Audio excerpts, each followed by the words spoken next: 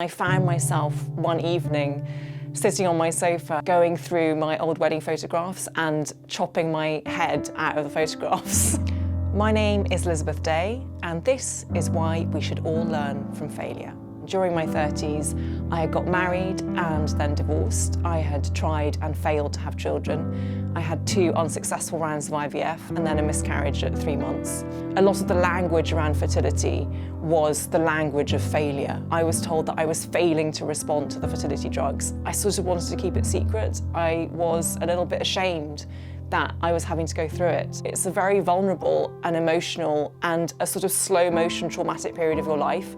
And so to be told that you're failing to live up to some sort of mythical medical standard is really upsetting. I was having conversations with my friends, my female friends primarily, about what it meant to be heartbroken. What I realised with shattering force when I got divorced was that in trying to please everyone else, I had forgotten to be myself. I was selling my wedding dress on eBay. It had been skulking in my wardrobe for years. I put the money into funding the first season of the How to Fail with Elizabeth Day podcast. People that we admire that seem to be nailing life, they also have moments of insecurity and self-doubt. They've also overcome times of crisis in their life. All of the women that I approached for that first season responded to me immediately saying, I've got so many failures, I don't know how I'm going to whittle it down to 3.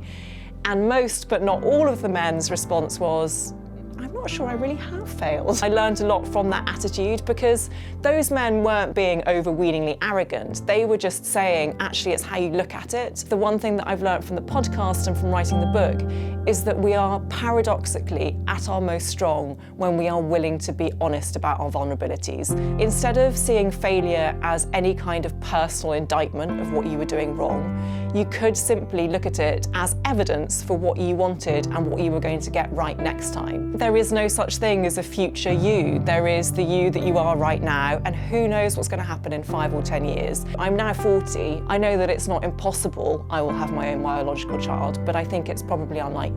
That has been a long, long journey to be at peace with that. I think I am at peace with it, finally, and I know that there are lots of different ways to be a mother. I'm lucky enough that I have 9 godchildren, and I'm the aunt of 2 wonderful nieces, and I'm really open to adoption and all of those things. So the future is bright, even though the future might not be one of biological motherhood. There is nothing to be scared of failure, and there is nothing to be scared of age, because age is actually the growth of wisdom and self-knowledge, and there is nothing more beautiful than that.